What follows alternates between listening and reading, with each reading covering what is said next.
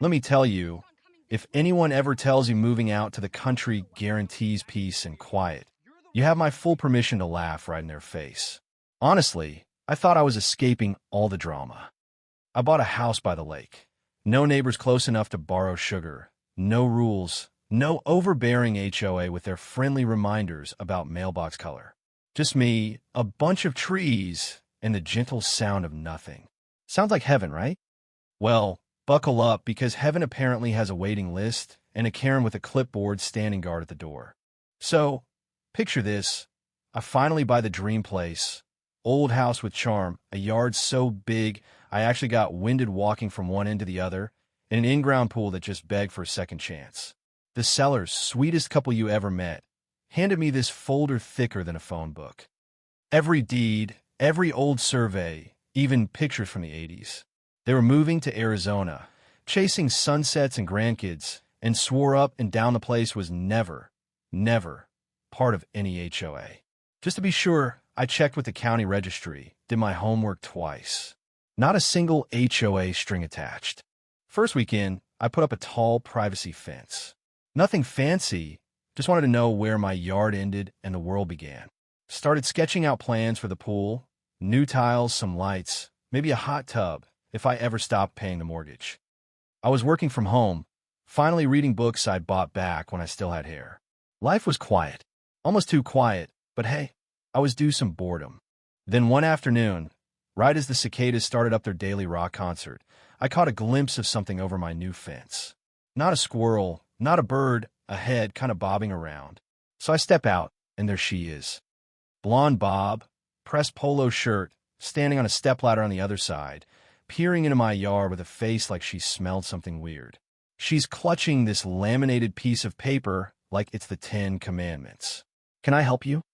I ask, already half expecting to hear about a lost dog or maybe a kid's frisbee. But nope. She straightens up and says, "I'm Karen Blake, president of Silver Palm Estates HOA. I'm here because this pool is listed as a community amenity." She waves her sheet at me. I kid you not, it had highlighter marks and everything. Right here, Lot E, recreation space. This pool is for the community. Now, I wish you could have seen my face.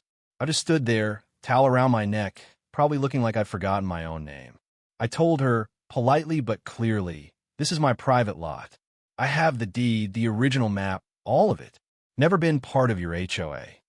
Karen looks me up and down, narrows her eyes, and says, "I suggest you double-check because if that's the pool I think it is, you're not supposed to be the only one using it."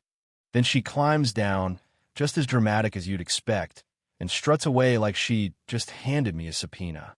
And that's when I realized, apparently, retirement wasn't the only thing the old owners left behind. A couple days later, I get a certified letter in the mail. Yes, certified. Had a sign for it like it was a box of diamonds. It's from the Silver Palm Estates HOA, Office of the President. I swear, the paper even smelled like a power trip. Inside, Karen tells me, very formally, that my pool is a shared community asset erroneously omitted from current HOA access. There's a whole paragraph proposing a weekly schedule, Tuesday and Thursday mornings for water aerobics, weekends for family gatherings. Oh, and I have a week to restore open access before they take formal measures. I actually laughed out loud, startled the dog, who has more sense than I do some days. I snapped pictures, sent them to my lawyer friend, who assured me this was pure fantasy. I replied, included my deed and the property records, and mailed it right back. Polite, but with that edge you use when someone mistakes your car for an Uber. The weekend rolls around, and my friend Adam comes by to help test out the new pool lights. We're just hanging out, couple beers, feet in the water, music playing low. Living the dream, right? Not for long. Suddenly, Karen shows up again, this time with two dudes in matching polos, all with clipboards. They're on the other side of the fence, yelling, "You're violating community usage policies. This is an HOA amenity." One of her goons starts taking pictures like we're wildlife. Adam looks at me and asks, "Is this normal around here?" I shrug, apparently. Karen starts up again, telling us to vacate immediately. I just turn up the music a little. They keep shouting, but eventually one of the guys walks off, phone to his ear, talking way too loud. And that's when I knew what was coming next. Sure enough, 20 minutes later, red and blue lights at the end of my driveway. Adam mutters, "Are you kidding?" Nope, not kidding at all. I throw on a shirt, take a deep breath, and walk out to meet the cops. There's two of them, one young and all business, the other older, looks tired. They ask if I'm a homeowner. I say yes, show them my ID. The young one says, "We got a call about unauthorized use of community property and possible aggression." I hand the older cop my phone with the backyard camera footage. Shows Karen and company shouting while I'm just sitting by the pool, minding my business. The older cop nods, says, "You got proof of ownership?" I bring out the folder with my deed and records. They flip through it, relax a little, and basically say they have to make a report since a call was made. I offer to email them the footage. They actually seem grateful. As they leave, I can see Karen glaring from the end of the block. I wave. Couldn't help myself. You think that's the end, right? Please. The next morning, I get a flyer delivered by a nervous teenager. Community alert. Reclamation of shared pool underway. There's a blurry photo of me in my own yard, looking like some sort of poolside squatter, and a timeline of community access that reads like a fairy tale. That afternoon, I see the same photo pinned on the HOA's Facebook page, hashtags about taking back the water. The comments range from "we demand justice" to "wait, isn't that his pool?" But it doesn't stop there. That evening, someone sneaks onto my property and slaps big red and white community amenity, closed for legal review stickers on my fence and gate. Like, did they actually think that would work? I find a handful of plastic HOA guest passes in the bushes. The next night, my camera catches a shadowy figure digging through my trash bin, taking photos of the crumpled flyer. I don't know if I should laugh or start locking my windows. At this point, I'm saving everything. Every sticker, every flyer, every Facebook post. If they want a war, I'll bring the receipts. By Monday, I have a folder thicker than a law textbook. And now I'm mad. So I call a real estate lawyer, Jennifer Sloan, no nonsense, runs on black coffee and the tears of HOAs. She's amused, but all business. Asks for every scrap of paper, every screenshot. 2 days later, she has zoning record from the county, original maps, even a copy of the community map Karen keeps waving around. Turns out, surprise, surprise, the map is a badly doctored version of an old subdivision plan. They added a new label over my lot in a different font, crooked, like someone's first Photoshop project. Even better, the digital file's metadata says it was edited by R. Blake 6 months ago. Jennifer's already looking up the name. Raymond Blake, Karen's husband, ex-land use consultant, left his job after a city council ethics complaint. Jennifer grins. She's got them now. We file a cease and desist, attach all the evidence, and put the HOA on notice. Keep it up and we'll sue first. She even gets a court preservation order in case they try to lose anything. Couple days later, the HOA files a lawsuit against me anyway, demands my pool be returned to the community, plus an easement and money for loss of use. The cherry on top?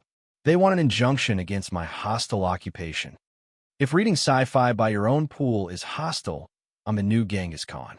And just to add whipped cream to this disaster Sunday, their lawyer submits a witness statement from Walter Hendricks, 82 years old, claims the pool has always been community space. Thing is, I know Walter. He lives a few houses over and has yelled at Karen more than he's yelled at me. Jennifer digs up an old oral history project from the city library. There's Walter on video saying he always admired the house by the lake, but it was always private. We get the library staff to sign an affidavit. Legally speaking, that's a body slam. And then, things start crumbling for Karen. Some neighbors quietly message me. Don't support the lawsuit. Got pressured, even bullied into signing petitions. One elderly woman says she just wanted to be left alone. Suddenly, the angry Facebook mob isn't so loud. The night before the hearing, my phone pings at 1 a.m. Security camera. I almost ignore it, but something feels off. I check, and there's a guy in a hoodie, bolt cutters in hand, snipping my gate lock, carrying a duffel bag full of big, shiny signs. He starts posting them all around my pool. Community pool access restored. HOA property. Trespassers will be prosecuted. I call 911. Stay inside. Watching on my tablet. Cops show up. Lights flashing. And as the guy bolts, the backyard floodlights kick on. Caught like a deer in high beams. He makes it 3 steps before getting tackled. It's Tim, HOA Vice President, Karen's #1 lackey. They haul him off, and when the cops ask if I want to press charges, I don't even blink. Absolutely. Word spreads by sunrise. Karen posts some half-baked statement about unauthorized actions, but everyone's seen the arrest report. Suddenly, all those HOA leaders are nowhere to be found. The day of the hearing, Jennifer and I show up loaded for bear. The judge doesn't have time for nonsense. He listens, asks questions, frowns at the fake map, and actually asks if Raymond Blake is related to Karen. Jennifer says, "Her husband, Your Honor." Judge nods, and Jennifer keeps going. She lays it all out: property records, oral history, the doctored map, the fake witness, and then she drops the best part. The HOA's own expenses showing Karen paid herself for all the signs, flyers, and even the bolt cutters. Judge calls a recess. When he comes back, it's over in 10 minutes. He rules in my favor. Property is mine. HOA has no claim. And by the way, he's considering sanctions for fraud and abuse of power. Karen's face could have cracked granite. Her lawyer looked like he was praying for the earth to swallow him. Jennifer just leans over and whispers, "Checkmate."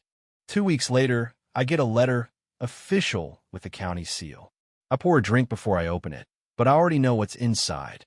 The court found Karen and the HOA guilty: fraud, harassment, trespass. They have to pay me $120,000, most of it legal fees, some for damages, and a little extra for what the judge called the unique inconvenience of defending one's pool from a hostile committee of clipboard crusaders. If you ever need a phrase to sum up life in suburbia, there it is. Karen vanished. She stepped down as president, and rumor is her husband's been looking for work far, far away. The HOA board imploded. People quit. The Facebook group disappeared. Someone spray-painted "No Queen, No Court" in the clubhouse sign. Even the city opened an investigation, turned up old complaints about Karen trying to fine non-members for mailbox violations. Guess I wasn't the first, just the last straw. I used some of the payout to fix the gate Tim wrecked, added a few new cameras for good measure, and put up a new sign: private property. No trespassing. No show jurisdiction. Understated but honest. Neighbors who kept quiet started dropping by. Some embarrassed, some sheepish, a few with brownies and stories. One even brought a pie, saying, "We were just scared to speak up." I told her not to worry. Herd mentality's real, and Karen was one persuasive shepherd. The HOA didn't dissolve, but it might as well have. No money, no power, just a whole lot of people pretending it never happened. We threw a party, wasn't really planned, just kind of happened. Good food, music, a couple of jokes about community swimming hours. Even the city inspector showed up, shook my hand, and muttered, "Glad to see sanity win one for a change." I unveiled my new pool sign: matte black, clean font, private property. Not your pool, not your HOA. Stay on your side. Got a round of applause and a few laughs. As the night wound down and everyone left, I sat by the pool, feet in the water, just listening to the crickets. The house was still, the gate was locked, and for the first time in months, nobody was shouting, sticking flyers to my door, or claiming what wasn't theirs. Just me, the night, and a pool that, no question, no hashtag, no clipboard, belonged to me. So here's what I realized. Somewhere between lawyer meetings and late-night police calls, there's always someone who'll test the line between community and control, who'll try to convince everyone that the rules are whatever makes them feel important. And sometimes, the only way to beat them is to draw your own line. Then hold it, no matter how many flyers, lawsuits, or late-night sign plantings they throw at you. But let me ask you this. Where's the line between community and power trips?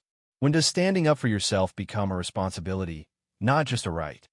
And have you ever had to fight for something that should have been yours all along, against a group that swore they were only doing what's best for everyone? I want to hear your take. Ever tangled with a power-hungry HOA or a neighbor who didn't know where their property stopped? Share your story. Right, wrong, or somewhere in the messy middle. Let's see where you draw the line.